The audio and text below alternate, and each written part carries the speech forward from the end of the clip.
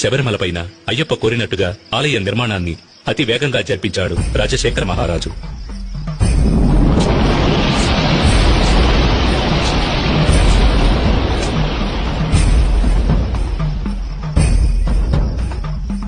ఆ ఆలయంలో జీవిత తత్వాలను వివరించే విధంగా 18 మెట్లను కూడా ఏర్పరిచాడు.